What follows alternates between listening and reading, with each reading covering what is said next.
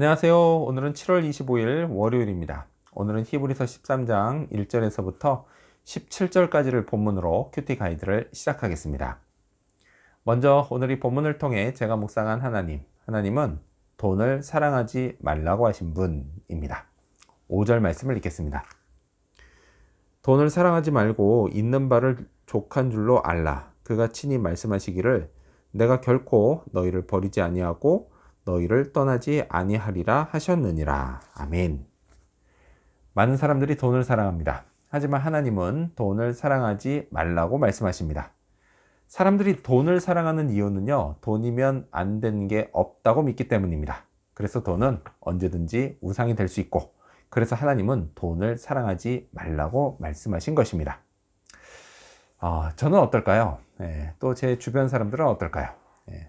제가 볼 때요, 제 자신은 물론이고 제 주변 사람들도 돈을 사랑하는 것보다는요, 먼저 돈 걱정을 더 많이 하는 것 같습니다. 돈이 없으면요, 당장 큰일 날 것 같은 두려움이 있습니다. 그래서요, 머릿속에서 돈 걱정이 사라지지 않습니다. 그 통장의 잔고가 줄어드는 걸 보면요, 또다시 걱정이 시작됩니다. 하지만요, 돈을 사랑하지 말라고 하신 하나님은 곧이어 지금 있는 바를 족한 줄로 알라고도 말씀하십니다. 자, 아마 여기까지만 말씀하셨다면 하나님이요, 매우 무책임한 분으로 보일 수도 있겠습니다. 자, 하지만 하나님은 또 이렇게 말씀하십니다. 내가 결코 너희를 버리지 아니하고 너희를 떠나지 아니하리라. 즉 하나님이 다 책임져 주시겠다는 말씀입니다. 자, 이 말씀을 믿고 하나님을 신뢰하는 사람은 더 이상 돈 때문에 걱정하지도 않고 또 돈을 사랑하지도 않게 됩니다. 저의 지나온 세월들을 돌이켜보면요, 정말 하나님이 다 책임져 주셨습니다. 먹여주시고 입혀주셨습니다.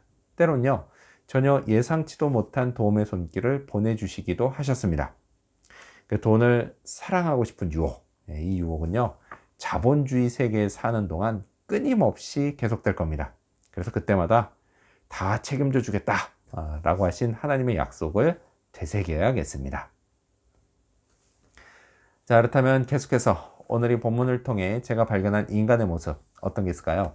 오늘은 선을 행하며 서로 나눠주는 모습을 볼 수 있습니다. 16절 말씀을 읽겠습니다. 오직 선을 행함과 서로 나눠주기를 잊지 말라. 하나님은 이 같은 제사를 기뻐하시느니라. 아멘. 성경은요, 선을 행하며 서로 나눠주는 것을 하나님이 기뻐하시는 제사다라고 말씀합니다. 그렇습니다. 하나님은요, 제가 남들에게 착한 말과 행동을 하는 걸 기뻐하십니다. 제가 어릴 적에요, 우리 집 가훈이 선하게 살자 였습니다. 지금은 고인이 되신 우리 아버지께서 지으신 건데요, 이 가훈을 통해서 아버지는 우리 사남매가 모두 착하게 살기를 원하셨습니다. 자, 근데 이건요, 저의 하늘 아버지도 마찬가지십니다. 하나님은요, 제가 선을 행할 때 무척 기뻐하십니다. 마치요, 제가 하나님께 예배를 잘 드리는 것처럼 기뻐하십니다. 물론요, 제가 착하게 산다고 해서 그것 때문에 구원을 받는 것은 아닙니다. 순서를 반대로 해서요, 먼저 구원을 받았기 때문에 이제 저는 착하게 살아야 하는 것입니다. 그것이요, 저의 구원자께서 제게 기대하시는 새로운 삶입니다. 자, 또 하나님은요, 서로 나눠주는 것도 기뻐하십니다. 그래서요, 제게 나눠주는 걸 잊지 말라고도 말씀하십니다. 그 언제부터인지는 잘 기억나지 않지만요, 저도 누군가에게 뭘 받을 때보다 누군가에게 뭘 줄 때 더 기쁘다는 사실을 깨달았습니다.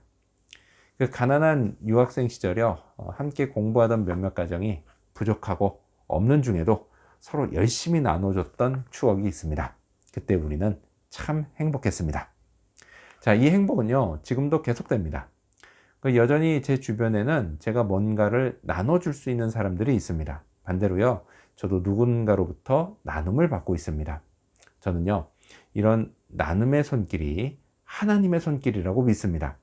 하나님은요, 우리 서로의 손길을 사용해서 우리를 도우십니다. 자, 그렇다면 끝으로 오늘 이 본문을 통해 나에게 주신 교훈이 뭘까요? 그건 믿음의 본이 되자입니다. 7절 말씀을 읽겠습니다. 하나님의 말씀을 너희에게 일러주고 너희를 인도하던 자들을 생각하며 그들의 행실의 결말을 주의하여 보고 그들의 믿음을 본받으라. 아멘.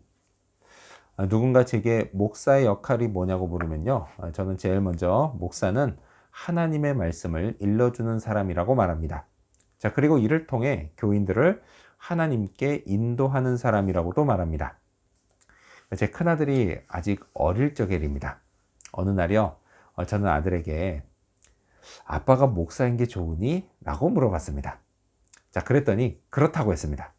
자, 그래서 저는요, 왜 좋은데? 라고 또 물었습니다. 자, 아들은요, 아빠가 사람들 앞에 서서 말을 하니까 좋다고 했습니다. 그 어린 아이의 눈에요, 목사는 그런 사람으로 보였던 겁니다. 그리고 그걸 자랑스러워 했습니다. 하지만요, 솔직히 저는 아이의 말을 듣고 숙연한 마음이 들었습니다. 그 사람들 앞에서 말하는 거요.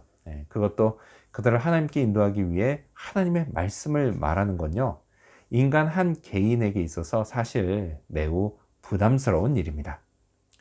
지금 읽었던 이 7절 말씀처럼요, 교인들은 저의 행실의 결말을 주의해서 봅니다. 또 저의 믿음을 본받을 수도 있고 반대로 제 믿음 때문에 실족할 수도 있습니다. 그래서 부담스럽다라는 것입니다. 하지만요, 이걸 피할 순 없습니다. 목사로 부르심을 받은 제게 이건 운명과도 같은 일입니다. 그렇다면 어차피 할 거 잘해야겠습니다. 교인들에게 믿음의 본이 되어야겠습니다. 이를 위해서요, 저를 부르신 하나님께 더욱 가까이 나아가야겠습니다. 주님을 붙잡고 성령을 의지해야겠습니다. 오늘도요, 그런 하루가 되기를 소망합니다. 기도하겠습니다. 돈을 사랑하지 말라고 하신 하나님, 나를 버리지도 떠나지도 않겠다고 약속하시고 그렇게 나를 살펴주시겠다고 약속하신 하나님, 늘 감사합니다. 그리고 선을 행하고 서로 나눠주는 것을, 그런 삶을 살게 하여 주시옵소서. 그리고 목사의 직분을 받은 자로서 교인들에게 믿음의 본이 되게 하여 주시옵소서. 오늘도 이를 위해서 성령 충만을 구하고 또 성령 충만함으로 그 길을 걸어갈 수 있도록 도와주시옵소서. 감사드리며 예수님의 이름으로 기도합니다. 아멘.